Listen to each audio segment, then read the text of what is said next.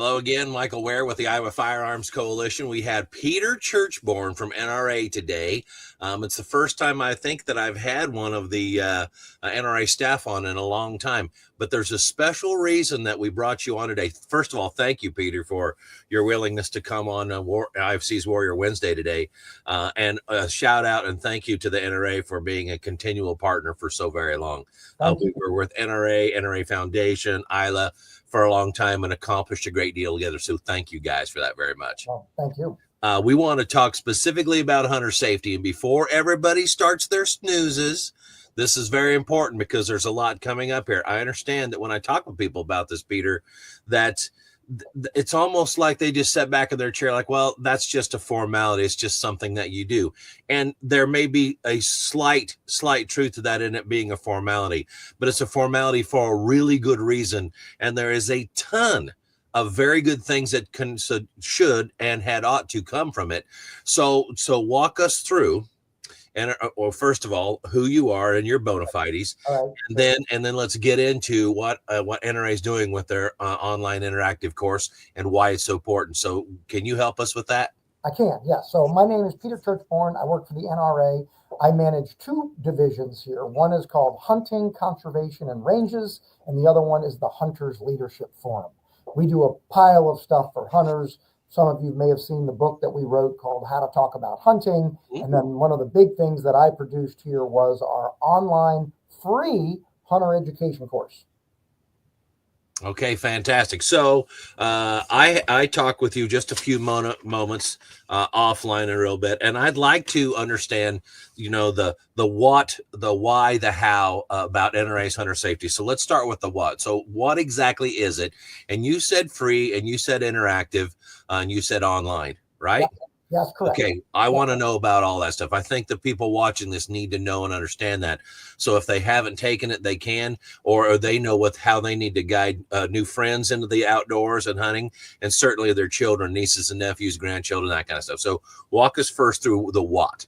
You bet. Okay, so we developed in 2015 the best in class, only truly interactive online course that you can take for free at home for hunter safety, but your state agency has to approve it to be taken in their state first. But our courses, and you can find it at NRAHE.org, real simple, NRAHE.org, HE as in Hunter Education.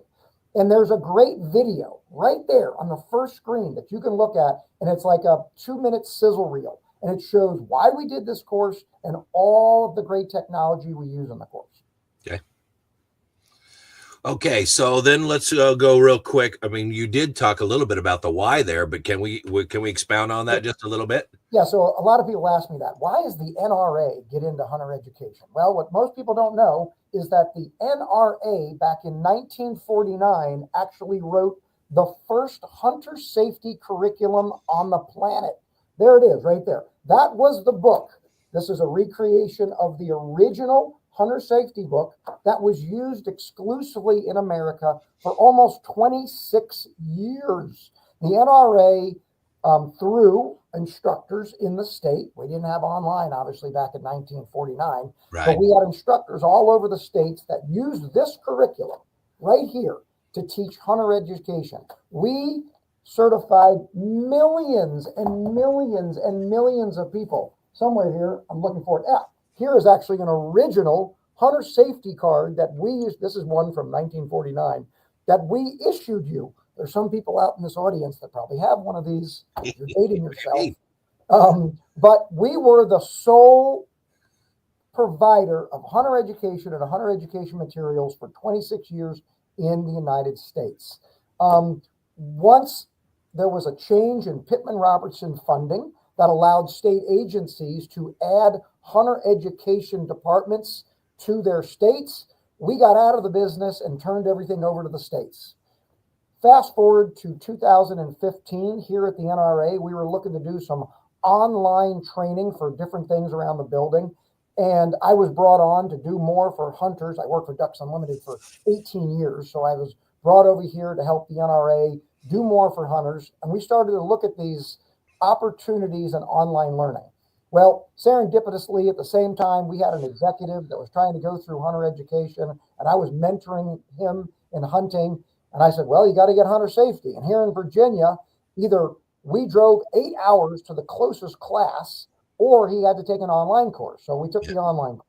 So from day to day, I would check in on him, see how he was doing, look over his shoulder at the course that he was paying for, and it was not good. It wasn't up to the standards of the online learning platforms that we were viewing for some other business streams at the NRA. And I had an idea, wow, we can do this better. And we had money within our foundation to fund us building the best in class, free, interactive online hunter education course. So that's what we did over the next 2 years. We wrote the curriculum ourselves using the International Hunter Education curriculum. Our course is 100% IHEA approved. In fact, our course beats those standards by about 30% because it was built by lifelong hunters, myself and the guys here at work. We said, there's nothing about hunting out of a boat, hunting with dogs out of a layout blind, an MSR. So we created all this great content and we filmed it. We actually spent 91 days in Minnesota at a hunting lodge and filmed every aspect of hunting.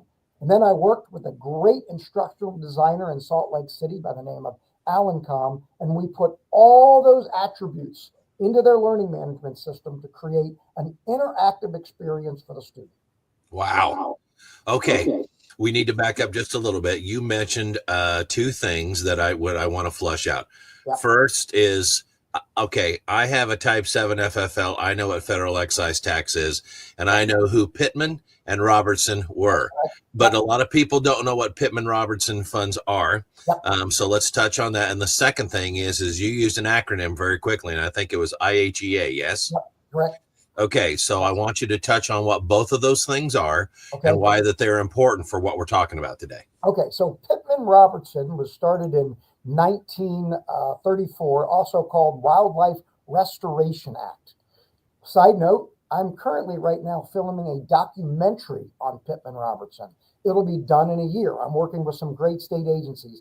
Thank you, Utah. Thank you, Nevada. Thank you, Virginia. Thank you, Arkansas, for helping us film this great documentary on Pittman Robertson. I'll go back. I'll take my commercial away. So Pittman Robertson allows for state agencies to utilize funding to operate. And the money comes from taxes on firearms and ammunition. So it's 10%. It's actually 11% on pistols, handguns, but 10% on long guns and ammunition and archery equipment. And on any given year in the last 5 years, that's been about $1 billion, $1 billion. So the state agencies are allowed to apply against those dollars, and the majority of the money they use is hunting license sales. So they have to match it with $1, and then Pittman Robertson comes in with $3.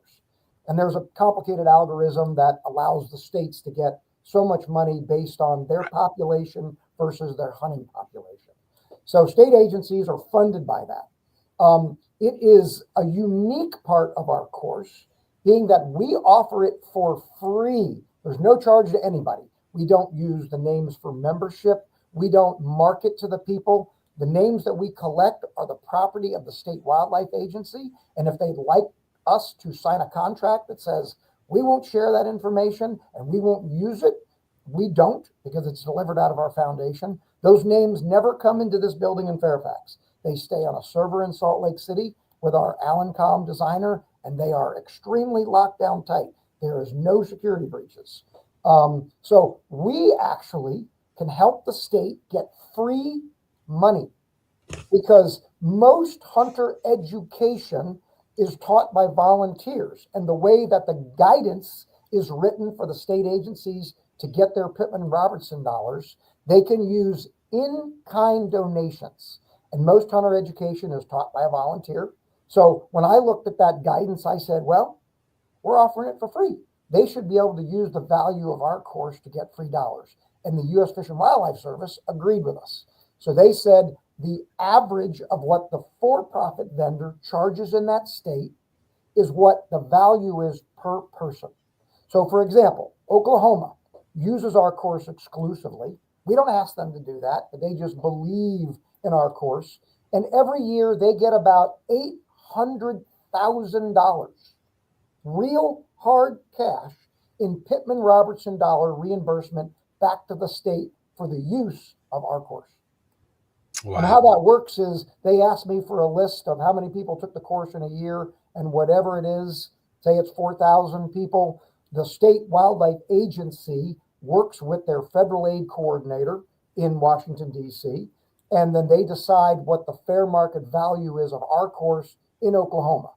And then they times that number, say it's $30 times 4,000 people, and that becomes their base match. So say it's $200,000.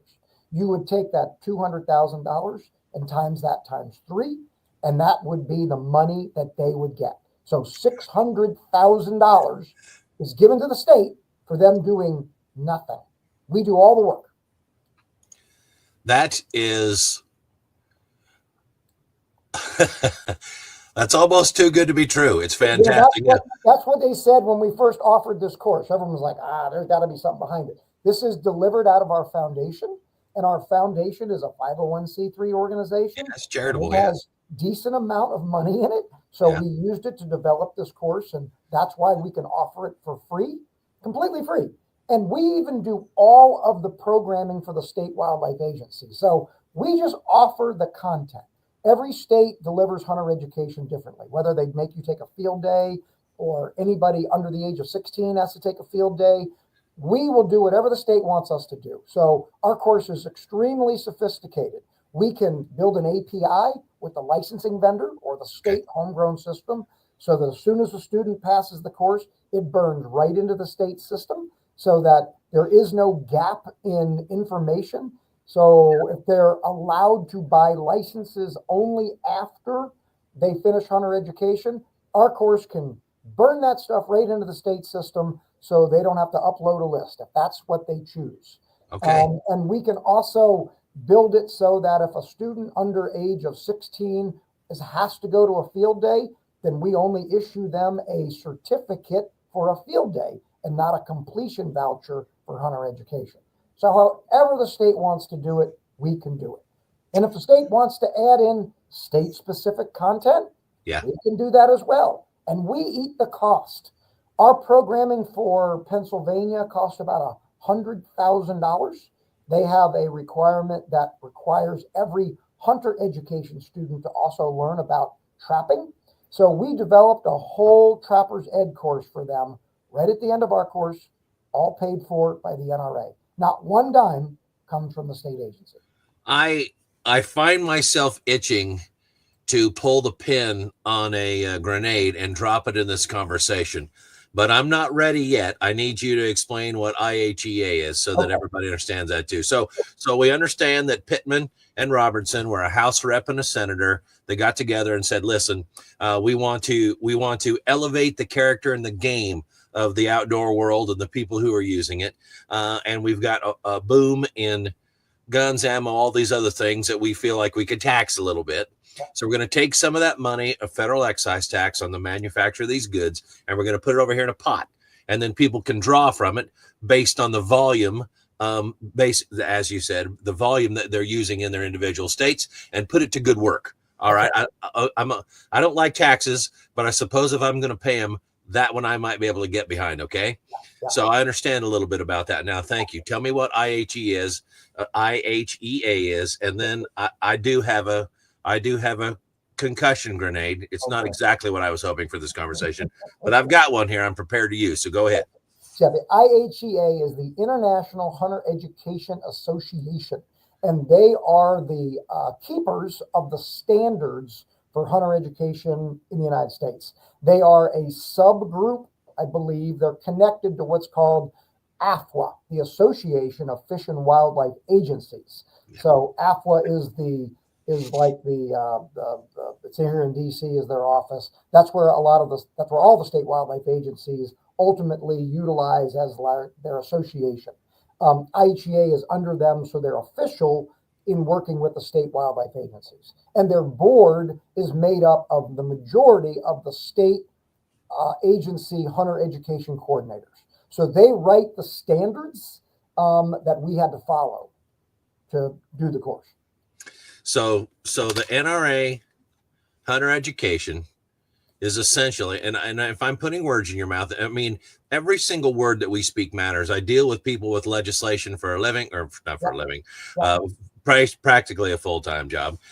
And every single word, every single comma matters. So would it be true for me to say that NRA's Hunter Education, your 100% online interactive course, is a best in class as far as IHEA is concerned? Yeah, well, we are approved by the IHEA. So there's several vendors that are approved. We have to go through an approval process every 3 years where we send them our documents and they look at it and they actually send us a letter of certification. So we are approved to teach Hunter Ed education in every state. Every state. That's what I should have said. All right. Yeah. All right. So you're 50 state approved. And Washington, D.C. I'm just curious as a side note. State approved by the IHEA. It's still up to the State Wildlife Agency if they are going to allow our course to be taught to their residents. But being that we're IHEA approved, so if someone takes our course in, say, North Carolina, they'll get a North Carolina Hunter Education card, and that has reciprocity with all 50 states. Sure. Okay. Now hold on a minute. You're grabbing at my grenade, and I was really hoping to throw this one myself. So let's back up. No state can stop any student from taking your course. What they can say, we may or may not recognize it. Is that what you're saying? No, they can. So anybody can take our course in a few states that will certify an out-of-state resident. But the State Wildlife Agency is the one that says whether our course can be utilized in that state for their hunter education certification. Okay. All right. Okay. So now that we understand Pittman-Robertson funding and how students who take courses, let's use Iowa for example, we're in Iowa, okay, and then the Iowa DNR, where that's the Department of Natural Resources, they will coordinate at the federal level. Hey, these are the students that went through. This is the value of the training, although it was completely free to the student and free to the state. Essentially, it was free to the taxpayers. Nobody had any investment in other than time and passion. And oh, by the way, DNR didn't have to do anything. They sat back and crossed their arms while NRA did the work and the students took the course, and it worked out. This is the money that we have coming in, or can ask for, that comes in that we can apply to these various outdoor projects, whatever it is they may be. Okay. They can technically only use that money for hunter education.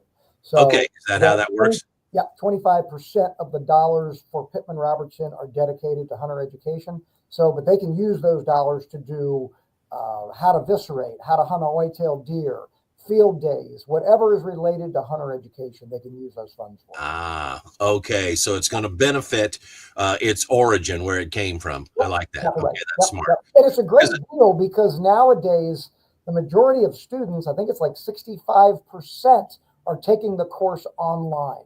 We certify about 17% of America's online students, and then a for-profit vendor does the rest. But if the state's using a for-profit vendor, they get no match because somebody's making money. So ours allows them to get the match, which they then could retask their in-person instructors to teach what we know new hunters need, which is the 201, the 301. How do I viscerate? How do I hunt a white-tailed deer? How do I knock on a door and ask permission? All the things we know that new hunters need. Okay. So let's say in Iowa that we used NRA's Hunter Education, 100% online, interactive, free, and everybody went out and got trained up, or a group of students went out and got trained up, entered the outdoors, whatever else. DNR said, listen, here's the value. We ask for this. They get these things in turn. Now they're funded to build and bolster the program as a force multiplier to get more people into the outdoors at no core cost to them as the DNR, i.e. the taxpayers, or the students. Okay. I don't remember where that grenade went. I had it right here, but I did. I had a physical grenade here, Peter. I'm not kidding you. I had, but I don't know where it went. It's a flashbang. I don't know where it went. Anyway, short version is metaphorical flashbang. Kaboom. Boom. Why isn't Iowa doing that? Because they're not. Yeah, We're using a for-profit vendor, and we're charging students out the yin yang. Now they're going to say, well, we give out some coupons and some freebies here and there, but we're charging the students for it. I know, because I sent my 15-year-old daughter through it a few years ago and paid for it, so I understand that it costs. So go ahead, let's understand that, because I want to know why when this is so good we're not using it. I don't know why. One thing that I understand capitalism. And I have no problem with the state using a for-profit vendor, but I think that because of this offering and who it comes from, we are the founders of safety training in America. Right.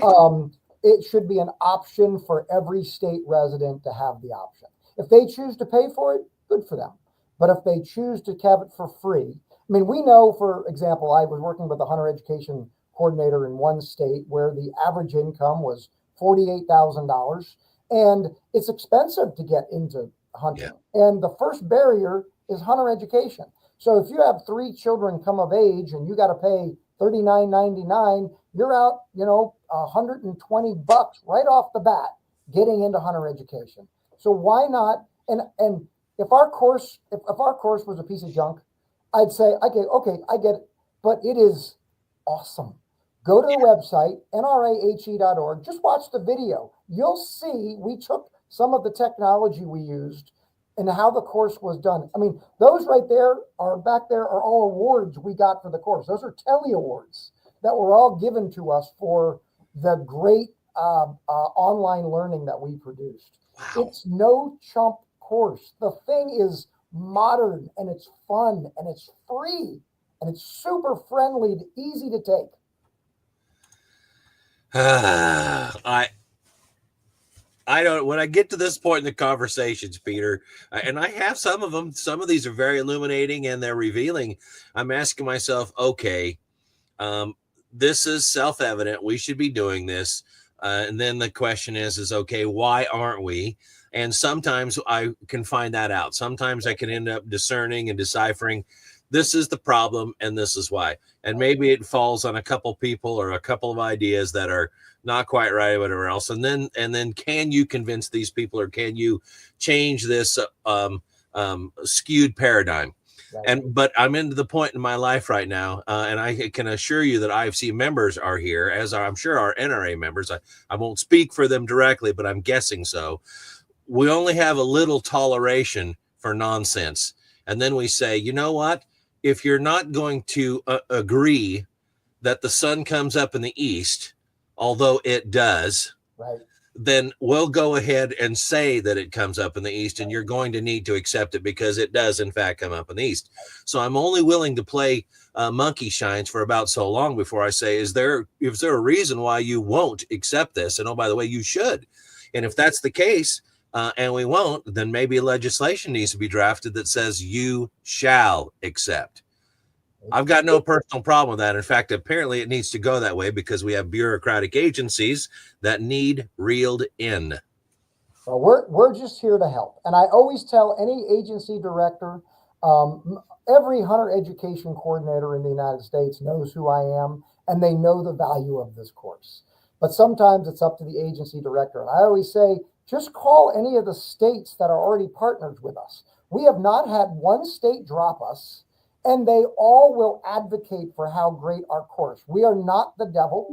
We are not out there trying to get names. We don't market to these people. This is delivered out of our foundation to make America's hunters safer and get into the field faster. Right. That's why we created this course. Like I said, we were the founders of Hunter Ed. We started this thing back in 1949. It just makes sense that we're back into it, delivering the best in class, totally free hunter education course on the planet. Well, thank you very much for this. This is something that I needed to understand. It's something that everybody out here needs to grasp. And we have right now, let's see, it's the 19th. This recording is going to debut in just a few hours. And the short version is there is a bill that regards Eddie Eagle for children in school, and then the option for NRA Hunter. I keep saying safety, but it truly is Hunter Education, because that's what this is. So I need to get used to saying Hunter Ed. So it's NRA Hunter Ed. And there were some concerns from legislators. Oh, this is an unfunded mandate. We're going to have to add staff for this. And there was a misunderstanding there. And I understand why they wouldn't want to be saddled with more work to do that they're not getting paid for, whatever else. So would they need to be educated that this is online and it comes at no cost? So what are we really asking Iowa schools to do for the students? We're asking them to provide a computer and a little bit of time for this to do this. Oh, you want to take that course? Fine, you can do that. You're welcome. They're issued laptops, or you can take a turn to the computer, go to study hall, whatever else. Or maybe you can come in during summer, whatever else, if your class load's pretty high. We're not asking for Iowa schools and the legislation that we're laying out here, and that IFC and NRA are working on in town. We're not asking for people to put money and effort into it. That's already been done by NRA, and we're thankful for that. We just want Iowa schools to not be able to say, no, you can't. We want them to be able to say, yeah, if you'd like, here you go. You're welcome to this. So that's where we're at on it. And we know that we want Eddie Eagle in schools, because we want kids to, if they run across something that they shouldn't be touching, don't touch it, run away and get an adult. I mean, this is the equivalent of stop, drop, and roll. Exactly right. Says it all right there. Yeah. So those are the kinds of things that we'd like to see done. And I want to believe that regardless of your position on the use of firearms, even the Second Amendment at its core level, I can't imagine that there's anybody out there, even if they are truly opposed to you and I, that they would be saying, no, we don't want safety training. No, we don't want kids to be safe. No, we don't want them to be to understand that they're supposed to do these things and not supposed to do those. Right. So I would like to believe that this could be a universal effort. And we have had in the past, because the bill that I'm talking about specifically may need to be nuanced. Okay. But it's had bipartisan support over and over and over. In fact, one of the people that got it up off the ground is now retired, but it was Representative Abdul Samad. And I think that you could easily categorize him as a hardcore Democrat. And he came to us at IFC and said, would you help me with this? Because I'd like to see children get better education on how to handle this in school. And we said, well, NRA has an Eddie Eagle program. Let's loop them in immediately. And we did. And so we're talking about trying to move these things forward. And so I think this conversation is probably overdue, Peter. So thank you for your willingness to come on, especially on the fly, and to give us the skinny so that we can sink our teeth into what is true of this thing. Yeah. Thank you for having me. And we're just here to help. We want everyone to be safer in the outdoors and do it for free. Fantastic. Thank you very much. Is there anything, Peter, that we haven't covered that we should? Because I want to make sure that everybody understands, that has the skinny here, that they understand what's going on. You know, there's always one question that people like to say that we don't have is customer service. Our course has customer service. You know, we have a survey that's at the end of the course. It's a volunteer survey. Yeah. And if anybody in the world out there understands how those volunteer surveys work, if you get 0.2% of your people to take them, you're doing good. Well, about 7% of our students take our voluntary survey in the end, because they're so grateful for taking that course for free, and they love it. And I share those results with anybody who asks. It's a Survey Monkey poll that they take, and they grade the course, and we have glaring reviews on that course, and people are happy to have it for free, and they like it. Fantastic. All right. Peter Churchbourne with NRA, and we're talking specifically about Hunter Education. Thank you so much for your time this morning. Thank you for the illumination. I hope to have good reports soon. Also, are you available in case any legislators or any people from Iowa have questions? Absolutely. I am not a lobbyist, so I will either refer you, if it's a lobbying question, to our lobbyist. But if it's about a program, I'll talk to you and tell you what we do. Okay. We'll coordinate through Nick. He's our ILED director, and we're thankful to have him too. All right. Thank you very much. Thank you. See ya.